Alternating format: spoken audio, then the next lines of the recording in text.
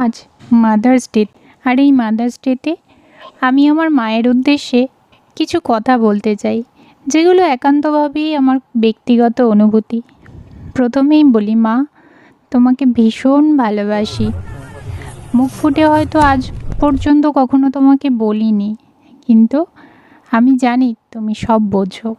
জানো মা, আজ বুঝতে পারি কেন তুমি সবার শেষে খেতে বসতে, কেন সবার আগে উঠে যেতে, ভালো খাবারের মধ্যেও ঠিক খুঁজে নিতে যেটা কেউ খেতে চাইবে না এমন খাবার, সেটাই হাসি মুখে তুলে নিতে নিজের থালায়।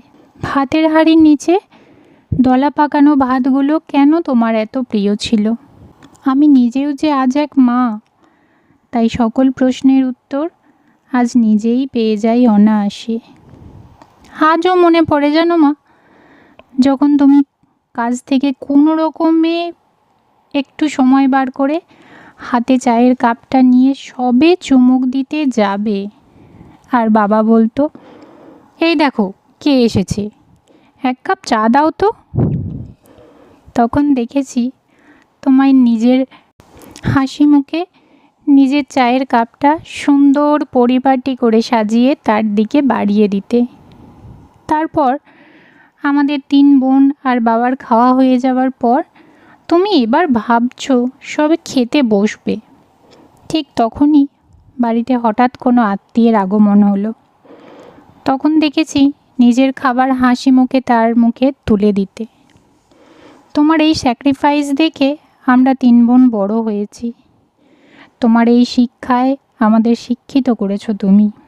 কিন্তু মাগো, আমরা যে তোমার মতো এত ভালো মানুষ হতে পারিনি। তুমি যে বড্ড ভালো, তোমার উপমা তুমি নিজেই। আজকাল তোমার মতো ভালো মানুষকে সমাজ কি তকমা দেয় জানো?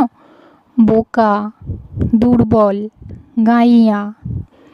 তবে আমরা চেষ্টা করেছিলাম তোমার দেওয়া শিক্ষায় নিজেদেরকে সেইভাবে চালিয়ে নিয়ে যেতে, কিন্তু মাঝ রাস্তায় সেই তোমার দেখানো পথ বদলাতে বাধ্য হয়েছি নিজেকে পুরোপুরিভাবে বদলাতে। কেন জানো? তোমার দেখানো পথে মাগো বড্ড কাঁটা, আর সেই কাঁটায় প্রতিনিয়ত ক্ষতবিক্ষত হয়েছে আমাদের মন।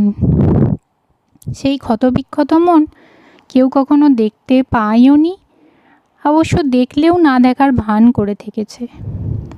সেই কষ্ট একমাত্র তুমি দেখতে পেয়েছো, বা এখনো পাও। তাই এই মাতৃদিবসে তোমাকে জানাই আমার সশ্রদ্ধ প্রণাম।